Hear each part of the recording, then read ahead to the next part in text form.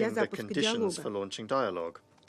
Ответ очевиден каждому в The этом answer зале. is obvious to everyone in this Создание chamber. вокруг Пхеньяна негативного Creating a negative информационного шума, information backdrop around удержание на Pyongyang плаву and keeping неработающих afloat санкционных мер, ineffective sanctions measures оправдание and агрессивных justifying шагов aggressive США и steps их by the союзников в USA and their регионе allies in the вот region. истинные мотивы These are the инициаторов real заседания. motives of those that requested this meeting. Хочу только напомнить, I что к would simply like мандату to Совета recall Безопасности that эти задачи these не aims имеют do никакого not have anything to отношения. do with the mandate of the Security Council. Напротив, On the contrary, through such actions, our colleagues are only directly undermining the work of the Security Council, which, according to the UN Charter, is called upon to maintain international peace and security. Washington and other interested countries could just as successfully continue their propaganda work through media outlets and NGOs that they control.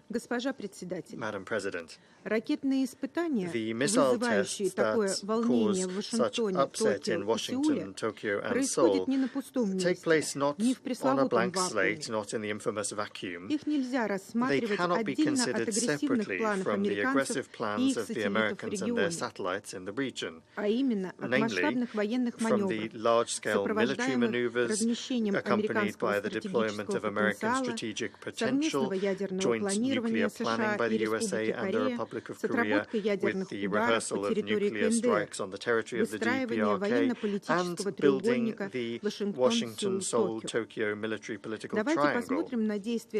Let's look at the actions of the USA and their allies in Northeast Asia just in the past few weeks. On the 28th of October, they launched the unprecedentedly large military exercises of the air forces of the USA, Australia, and the Republic of Korea, entitled Freedom Flag. These maneuvers involved hundreds of aircraft, ground forces, Marines, and special forces. In parallel, in the Republic of Korea, large-scale exercises of the National Armed Forces, entitled Hoguk, are continuing with the involvement of American military units.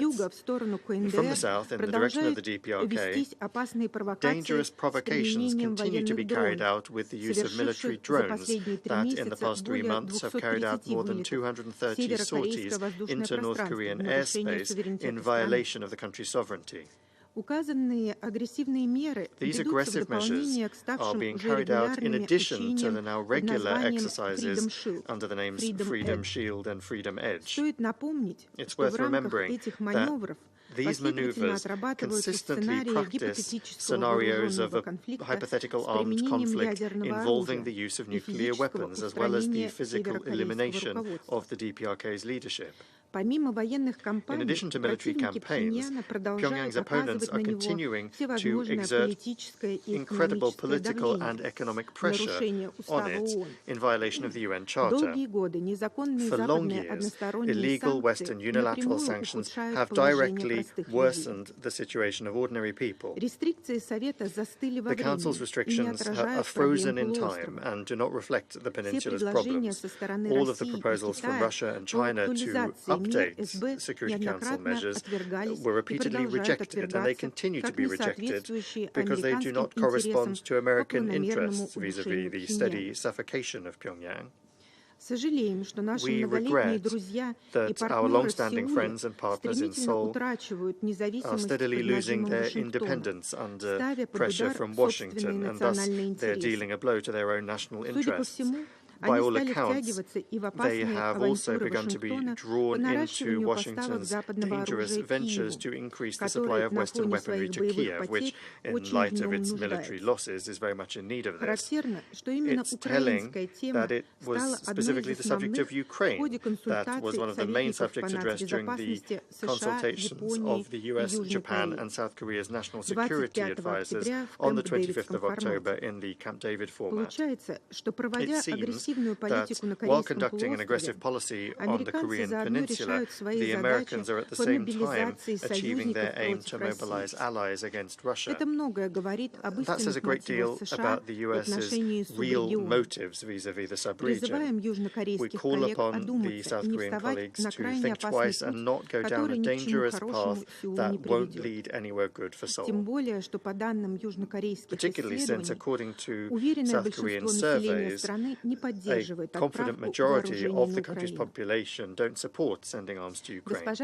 Madam President, the policy of creating managed tension on the Korean peninsula is presented by the authorities in Washington as routine activities to ensure the security of the USA and their allies.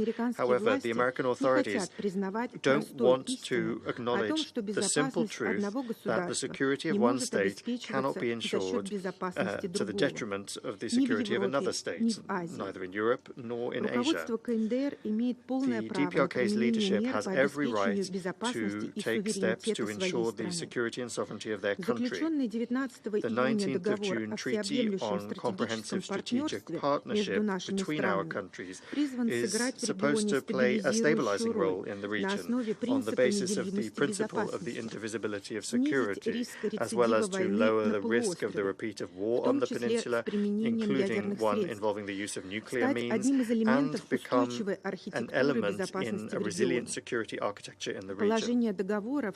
The provisions of the treaty, including Article 4 on mutual support in the case of an armed attack, where necessary, will be fully implemented. The agreement is in line with the UN Charter, and the measures that may be taken to implement it are a matter of Russia-DPRK bilateral relations. Nor do we intend to support imbalanced initiatives in the Security Council that are based on the condemnation of the DPRK or giving it sole responsibility for the worsening crisis on the peninsula. Madam President, it is no surprise that some members of the Security Council have again today repeated their speculations about the sending of some units of North Korean service personnel to Russia. And yet in reports of Western-controlled media, the figures are rising day by day, clearly at the same time as the fear and concern in those countries grows. There was also a stunning statement about these reports by the UN Secretary-General. It's surprising that now playing into the hands of Western countries in terms of the internationalization of the Ukraine conflict, he has nevertheless never expressed the same level of concern about the ever-growing list of increasingly long-range Western weapons sent to Ukraine. And discussions about whether or not they can be used to strike deep inside Russian territory, without even mentioning the practice of sending service personnel from the armies of NATO countries into the conflict zone in Ukraine. And that's even though it is well known that there are hundreds, if not thousands, of NATO soldiers there, and not mercenaries, but instructors, officers, people that are responsible for the use of high-precision weaponry or armed drones in the Black Sea. Or has anyone seen statements from the UN Secretariat expressing concern over supplies of American weapons to the area of the Palestinian-Israeli conflict? Western countries are repeating their arguments that that's different. However, do they understand that these glaring double standards and such a brazen show of exceptionalism and high-handedness is clear for all the international community to see? Returning to the situation on the Korean Peninsula, we would once again like to note that the Security Council must fundamentally revise its approaches in order to get the situation out of this dangerous deadlock and not make it worse. We have repeatedly said where we could begin this movement towards normalization, but in order for that to happen, in Western capitals there needs to be a fundamental change in their way of thinking, which in intellectual terms is stuck somewhere in the Cold War era.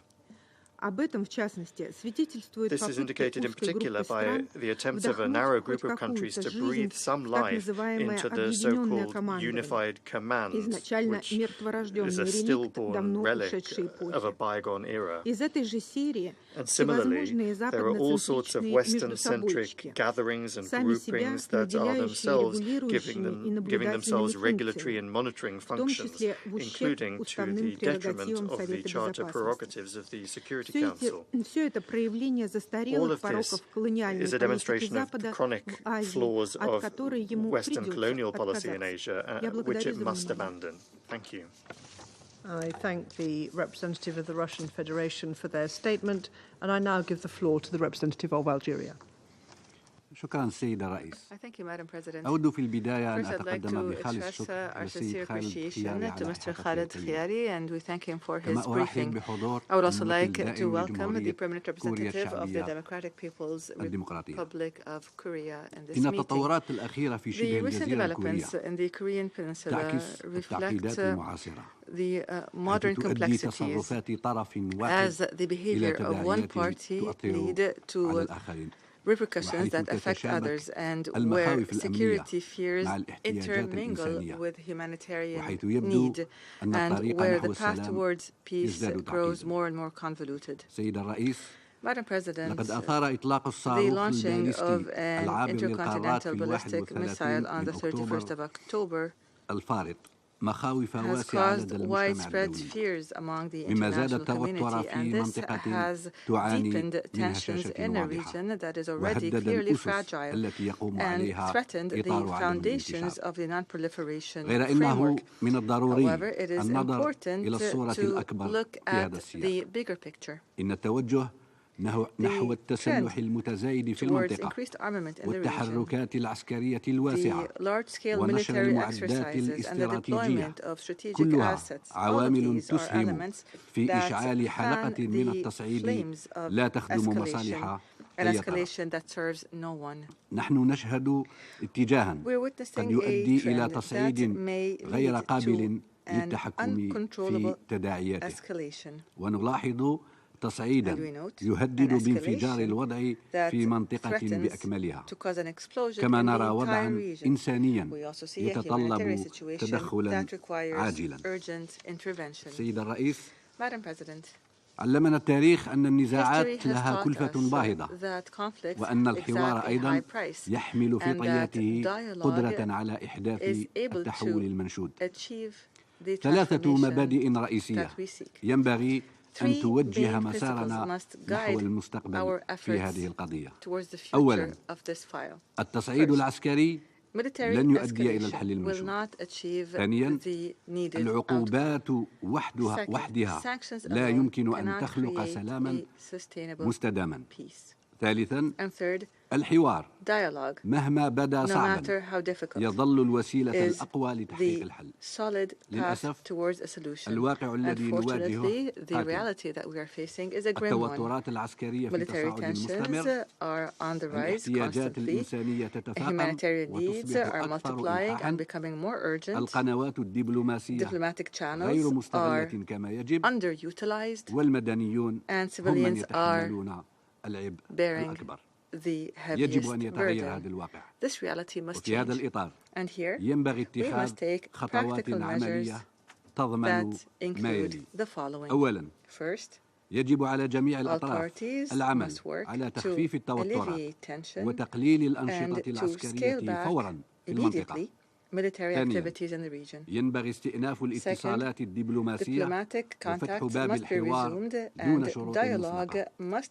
ثالثاً، يجب تعزيز القنوات الإنسانية وحمايتها. رابعاً، ينبغي تطبيق تدابير بناء الثقة. خامساً، يجب تأسيس آليات للحوار الإقليمي تشمل كافة الأطراف المعنية. هذه ليست مجرد تطلعات، بل هي متطلبات لتحقيق السلام. السيد الرئيس، لا يمكننا تجاهل البعد الإنساني. كل يوم يمر بدون سلام هو يوم آخر تتزايد فيه معاناة المدنيين. كل يوم تحرم فيه الشعوب من تلبية احتياجاتها الأساسية هو يوم آخر لا يتمكن فيه العاملون في المجال الإنساني من أداء دورهم الحيوي. هذا الوضع غير مستدام. السيد الرئيس، نحن نقف بحزم ضد أي إجراءات تنتهك قرارات مجلس الأمن، ونرفض أي خطوات تهدد الأمن الدولي، لكننا ندرك أيضا أن السلام لا يمكن تحقيقه من خلال العقوبات وحدها. إن هدفنا المشترك يظل نزع السلاح النووي بالكامل من شبه الجزيرة الكورية بطريقة شاملة وقابلة للتحقق فيها and ولا رجعة فيها. irreversible manner.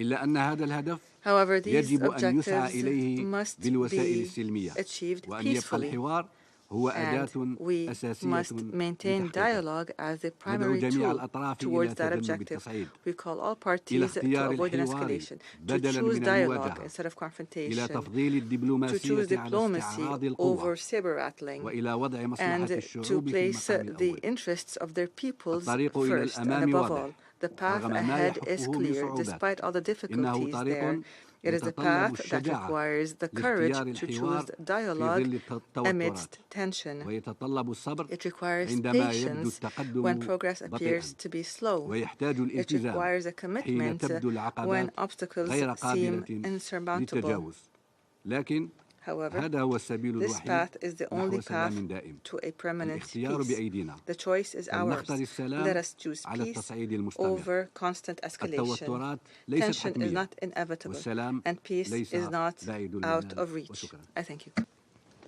I thank the representative of Algeria for their statement. I shall now make a statement in my capacity as the representative of the United Kingdom. I'd like to start by thanking ASG Chiari for his briefing today. The United Kingdom unequivocally condemns the DPRK's latest intercontinental ballistic missile launch. This was the longest launch ever conducted by the DPRK, lasting 86 minutes. This is yet another egregious violation of multiple UN Security Council resolutions.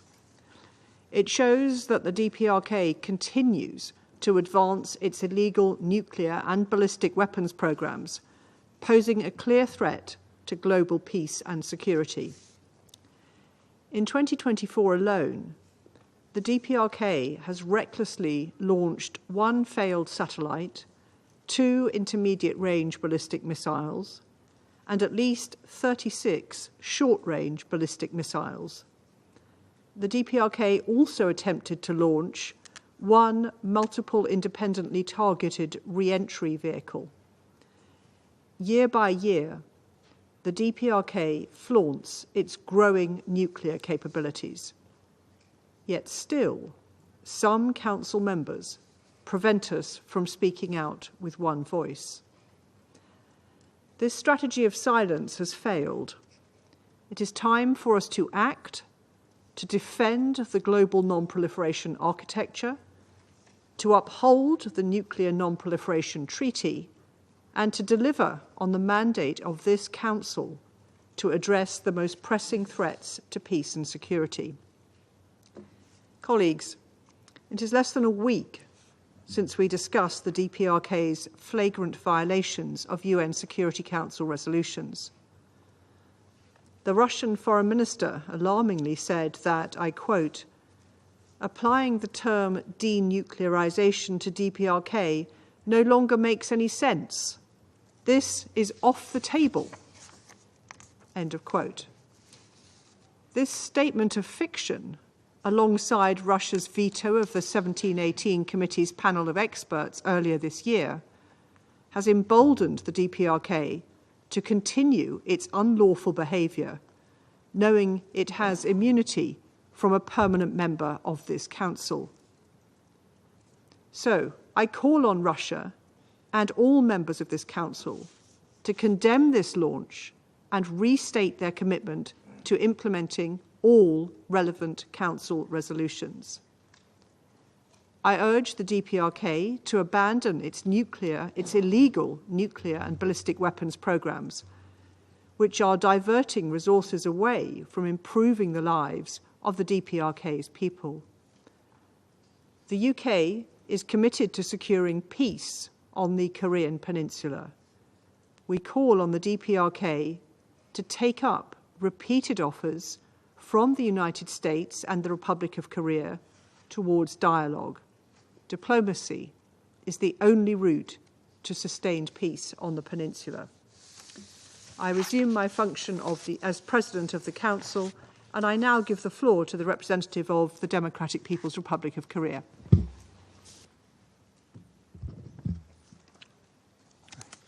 Thank you, Madam President. On June 4, 2024, exactly 5 months ago from today, the intercontinental ballistic missile was launched by one of the permanent members of the UN Security Council present here at this chamber and landed in Pacific Ocean. Yet, Security Council did not regard this weapons test as a threat to international peace and security. On October 31st, 2024, test fire of the ICBM Hwasong 19 was conducted by the Democratic People's Republic of Korea within the area around the Korean Peninsula, and it has no slightest negative impact on the security of the neighboring countries.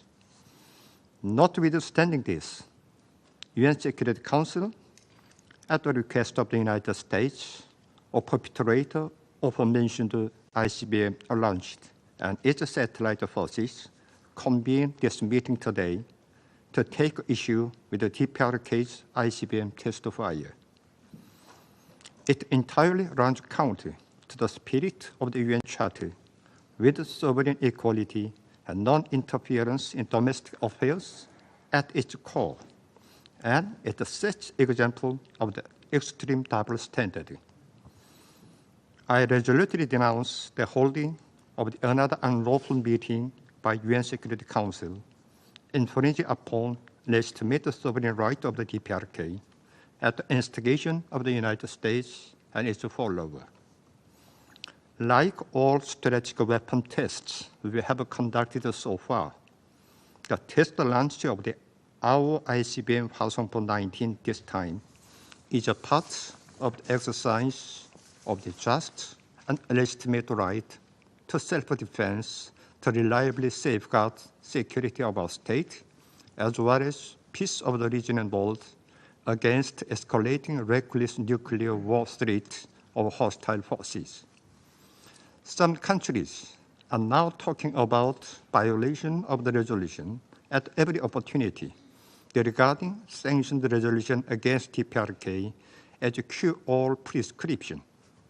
However, these resolutions are nothing but a legal document totally going against the principle of the sovereign equality of the UN Charters, as they stipulate not only the DPRK is prohibited from ballistic missile launches, which the United States and many other countries normally do. It is indeed extreme manifestation of illogic that can never be understood with common sense to disparage the just and legitimate exercise of the DPRK's right to self-defense, which cause no harm to the neighboring countries, whereas inhumane atrocity committed by Israel are justified as the exercise of the right to self-defense, which massacre tens of thousands of civilians in Gaza Strip and turned the whole Middle East into the sheer hell by expanding the battlefields to Lebanon and Iran. The United States and ROK stage war drills involving strategic nuclear assets while recklessly clamoring about hysterical words like end of a region. These military provocations are indeed the threat to global peace and security, which should be addressed by Security Council without delay, as they constitute dangerous acts that invite the disaster of the nuclear war in and around the Korean Peninsula. In the here and now, the anti-DPRK confrontational schemes of the United States and its satellite forces in Korean Peninsula are more reckless, provocative, and dangerous than at any time in history. US-ROK alliance with a 17 years crime-ridden history has evolved today into nuclear-based military bloc and nuclear war alliance, both in name and reality. It led qualitative change in terms of the nuclear threat to the DPRK and security environment of the Korean Peninsula. It opened up wide possibilities of nuclear war. Moreover, tripartite joint military exercise of the United States, Japan, and ROK targeting the DPRK are conducted on the regular and systematic basis from this year. Illegal and unlawful UN command is being reformed into practical war command.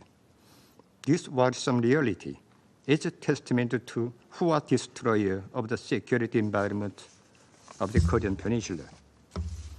It is extreme double standard and blatant infringement on our national sovereignty and dignity to turn blind eye to excessive military maneuver of the countries hostile to DPRK, but instead make an issue of our just and legitimate exercise of the right to self-defense to deter them. The Comrade Kim Jong-un, President of State Affairs of DPRK, said that only the peace that can be defended by powerful strengths enough to control the enemy is reliable, secure, and durable peace, and herein lies the sure guarantee for peace and future of the DPRK and her people. The prevailing security environment of the DPRK and ever-increasing prospective threats and challenges require us to make sustained efforts to maintain and enhance strategic power capable of deterring the enemy and controlling situation in the responsible way. It is immutable law proved by history that destruction of the balance of power inevitably gives rise to a war. It is only to natural and logic in the view of the theory of the balance to steadily grow military supremacy to deter ongoing external threat. We will accelerate and will not let up on build up our nuclear force that can counter any threat presented by hostile nuclear weapon states. There will ever and never be any change in this line. As responsible nuclear weapon state, the DPRK will in the future too discharge its responsibility and the role to safeguard the peace and stability of Korean Peninsula, Northeast Asia, and the rest of the world, and to establish an independent and peaceful international order based on respect for sovereignty, non-interference in internal affairs, justice, and equality. I thank you. I thank the representative of the Democratic People's Republic of Korea for their statement. The representative of the United States has asked for the floor to make a further statement. I give them the floor. Thank you very much, Madam President. And I apologize for taking the floor second time, but I need to address a few points that have been raised here. First and foremost, just for those who may not be aware, the DPRK is under sanctions by the United Nations Security Council, not the United States. As the DPRK representative said here, that this meeting of the Council is illegal. The Council is not holding an illegal meeting, as he maintains. DPRK is on the Council's agenda. It is sanctioned by the Council. So I would just say to the DPRK representative, he should read the charter, and if he needs a copy of it, we can certainly get that for him. To address a couple of points that were raised by the representative of China here. With regards to engagement with DPRK, the United States has repeatedly offered to have unconditional talks with the DPRK. Every time that we have made this point and reached out our hand, it was met by a clenched fist. To our Russian colleague, the point about why is DPRK, the issue of DPRK being raised in a meeting here. DPRK, again, poses a threat to international peace and security. Russia has agreed to resolutions. They clearly identified DPRK as a threat to international peace and security. So that situation with regard to DPRK is only worsened. Therefore, we think it is important for this council to convene to discuss these issues. Just going back to my Chinese colleague, he raised the issue of AUKUS. AUKUS has not been engaged in any type of activity that runs counter to the Nuclear Non-Proliferation Treaty. He knows that. This issue has been raised before, and we have addressed it very clearly. I would agree with our Chinese colleague that the Council should provide a unified message position on the question of DPRK. The problem has been, at least for the last 2 years, Russia and China have prevented the Council from issuing any kind of a document on the situation in DPRK. In fact, we have tried several times to get just the basic press elements out, factual press elements. They have not agreed to do that. Our military, U.S. military exercises with its allies, we have said many, many times in the past, these exercises are defensive in nature, they are transparent, they are long-standing, and do not pose a threat to DPRK. Again, we have offered to hold talks with DPRK repeatedly, and they have been rejected.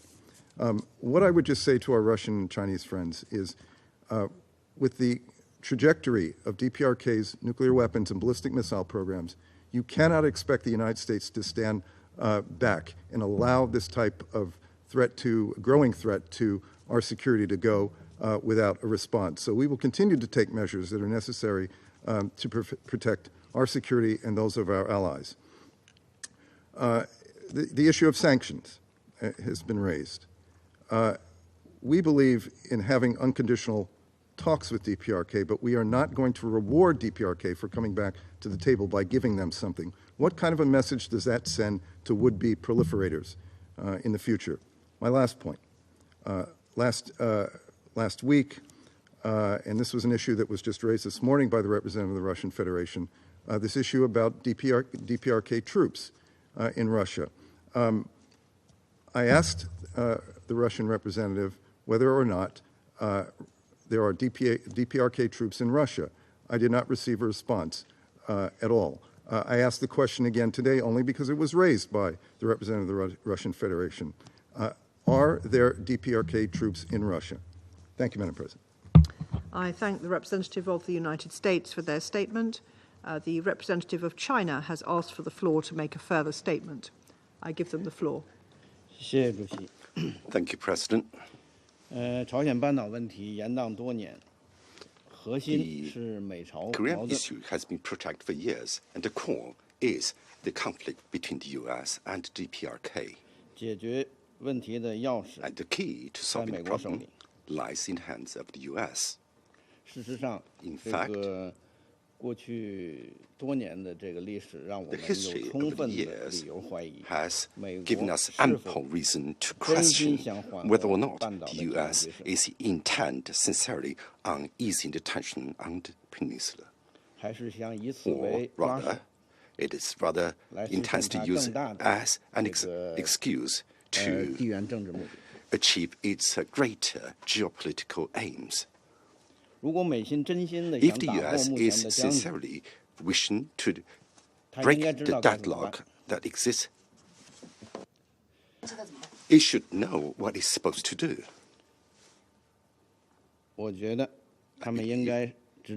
They should know that in order to break the current stalemate, it should stay away from the bloc confrontation and the bloc politics and stop military exercises at will and the exerting of constant deterrence and pressure. Only in this way can we promote the de-escalation on the peninsula and create a favorable environment for solving the problems facing us through dialogue and a peaceful manner, or rather laying a solid foundation for that purpose. As to the voice from the Council, we have stated our position numerously on this particular matter. The approach of the Council on the question of the peninsula should be that of easing tension rather than exacerbating tensions or conflicts. To call on or call for exerting pressure or sanctions does a disservice to easing tension and can instead cause escalating or cascades of tension or escalation of the situation. Therefore, we are against such approach. As to the matter of AUKUS, On many new occasions, China has made clear its position, and I'm pretty sure that position has been supported by many member states. The agreement amongst the three countries runs counter to the purpose and principles of the Nuclear Non-Proliferation Treaty, and will create a very dangerous precedent. We once again call upon the three countries in question, that is the US, the UK, and Australia, to act prudently and try and avoid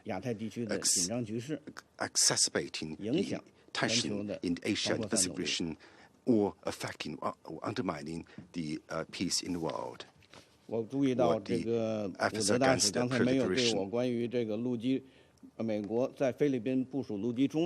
On the installment of land-based missiles in the Philippines by the U.S., I wish to respond to what was said by my U.S. colleague. I want to say that land-based missiles represent aggressive weapons and can cause easily strategic miscalculations and visibly increase the anxiety or lack of security amongst countries in the region, and add to the regional arms race and military confrontation, and will eventually undermine the collective security interests of all countries, including the U.S. and its allies in the Asia-Pacific region. It is a hope that the U.S.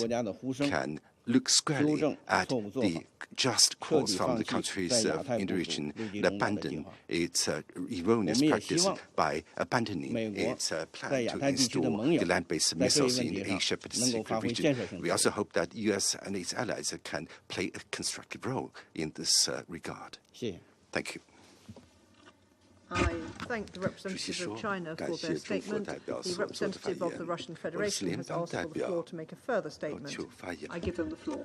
Благодарю, госпожа председатель. Thank you, Хотела бы Madam кратко President. We would ответить briefly на like to respond ремарки to the представителя remarks by the США representative of the United и States призвать его and call внимательно upon him слушать to наше listen выступление в closely Совете to our statement in Безопасности. the Security Сегодня Council. мы представили Today, свои we оценки presented ситуации our на evaluation of the Корейском situation полуострове, on the Korean отношение к Peninsula нынешнему as заседанию, it relates to а this также meeting, ответили and на also вопросы we по поводу answered questions российско-северокорейского relating to сотрудничества. Russian DPRK Мы высказали cooperation. озабоченность We expressed our относительно ситуации на concerns over Корейском the полуострове situation и on the указали, Korean что Peninsula, and we Соединенные Штаты indicated that the Америки United и States of America поддерживающие их страны and the countries являются that основным support it источником are the этой main напряженности sources of that и tension ведут дело к эскалации и and are опасной bringing черте. matters to escalation and to a dangerous Для того, brink. чтобы наши тезисы были более For our понятны arguments to be представителям США, even я clearer for the обязательно, как US только representative, будет переведено наше заявление на as английский soon as язык, our направлю statement его is в translated into индивидуальном English, порядке. I'll be Я happy to благодарю за send it to внимание. him personally. Thank you.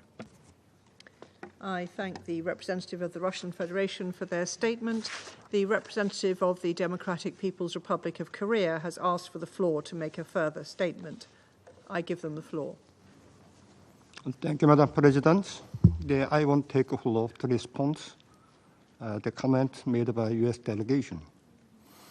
All the resolutions against DPRK adopted at the Security Council so far are deliberately fabricated by the United States based on the hostile policy toward the DPRK without any legal ground. Those resolutions are only the product of a hostile policy. Therefore, we neither recognize nor accept those resolutions, and I'm saying that this meeting is also unlawful.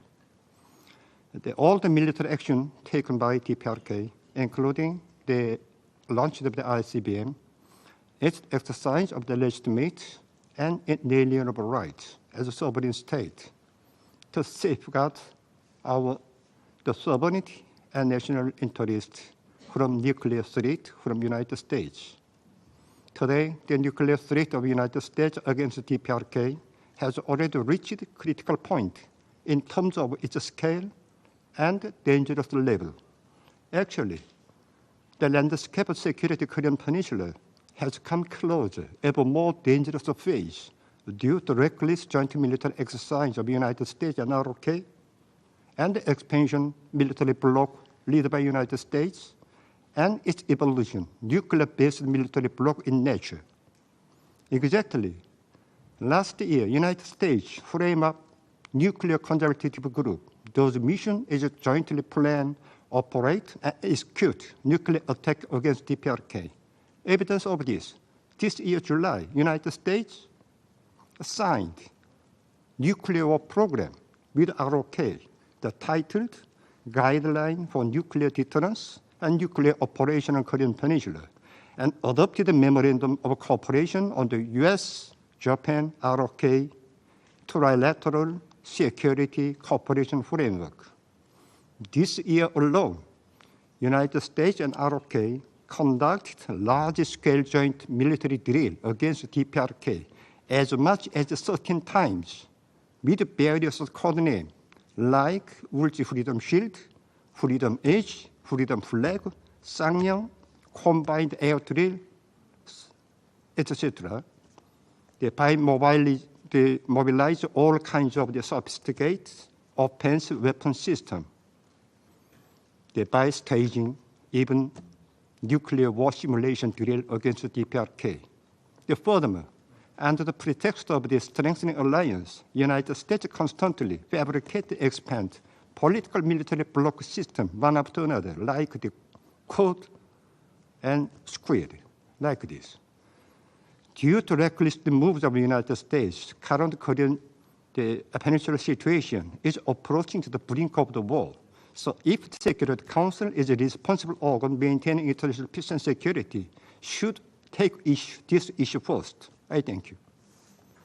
I thank the representative of the Democratic People's Republic of Korea for their statement.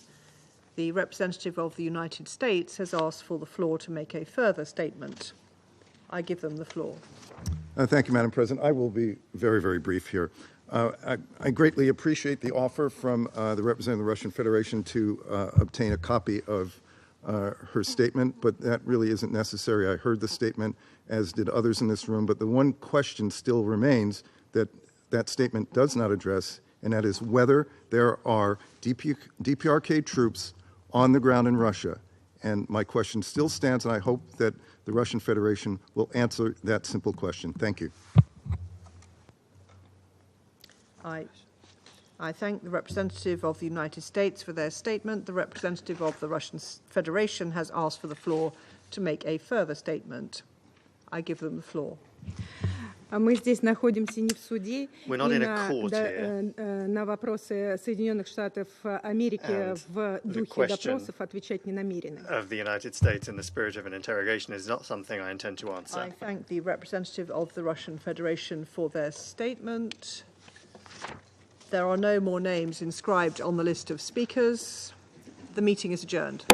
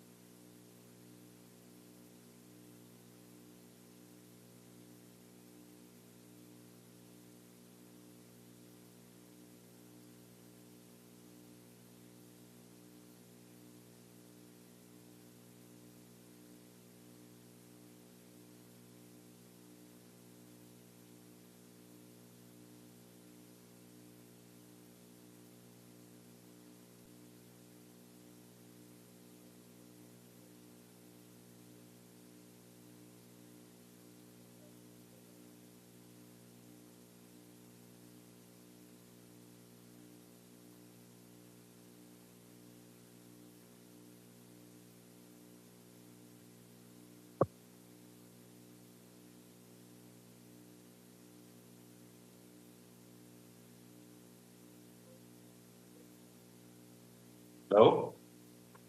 Hello, Dr. Peppercorn. This is the United Nations headquarters in New York. Can you hear me? I can hear you. I think you misspelled.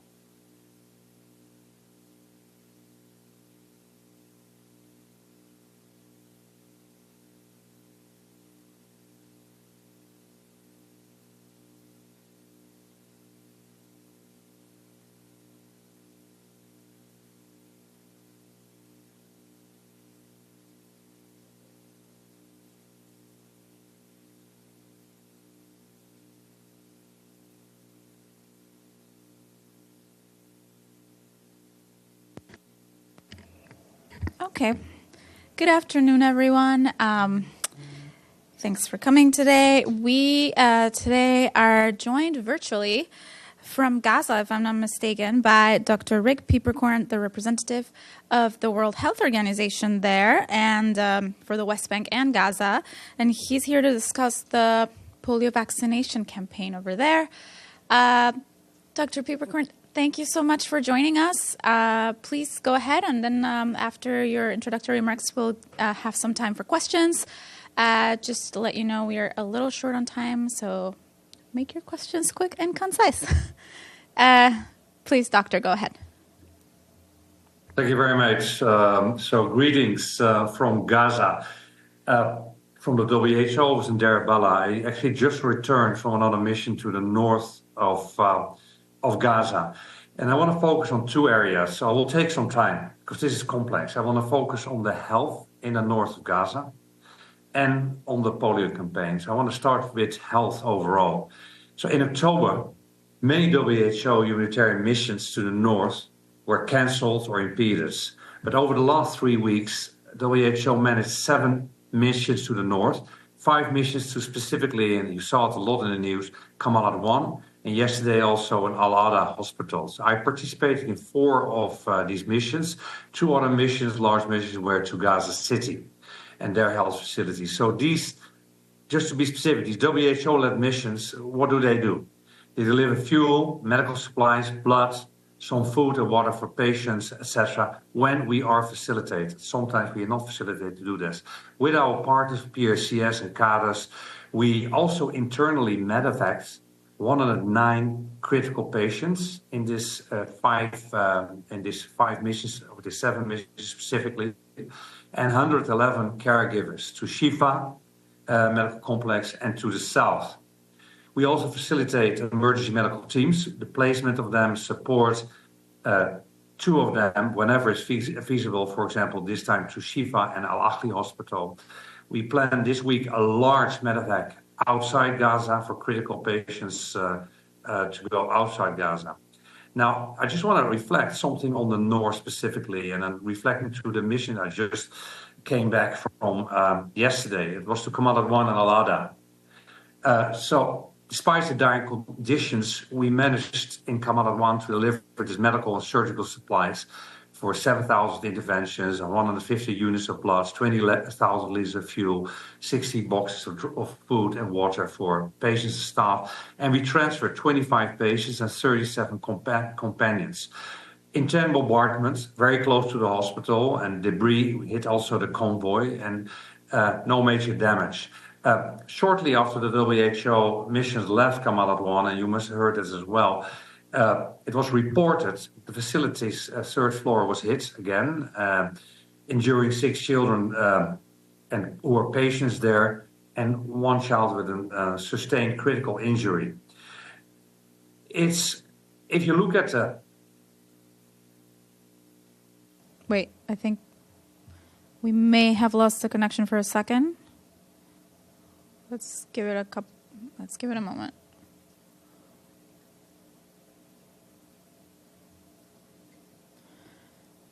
Yeah, we may, okay. Well, this is what happens when you're connected from such a remote location in wartime. We'll see if we can get him back.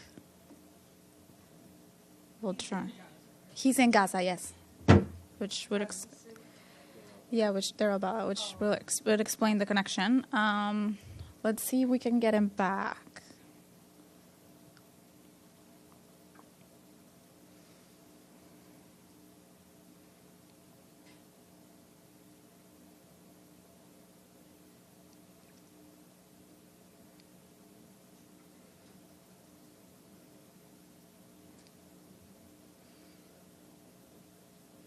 Okay, he's reconnecting. So he's trying again.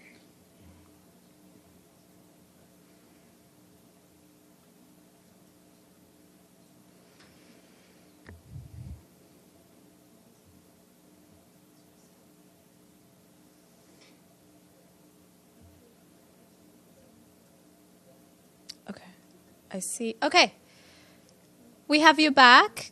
Wait, can we can't hear you. Hold on. I think you're muted. I think he's muted. Can you unmute your mic? Oh, there we go. Okay, great to have you back. I think you were talking about the medevac, the 7 missions, and then you were gonna go on.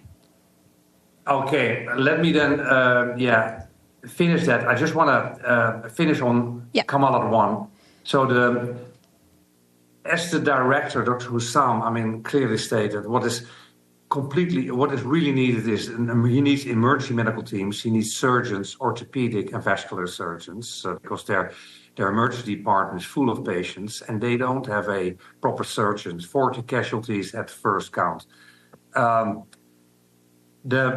What he also, and he made this plea very clearly to the international community.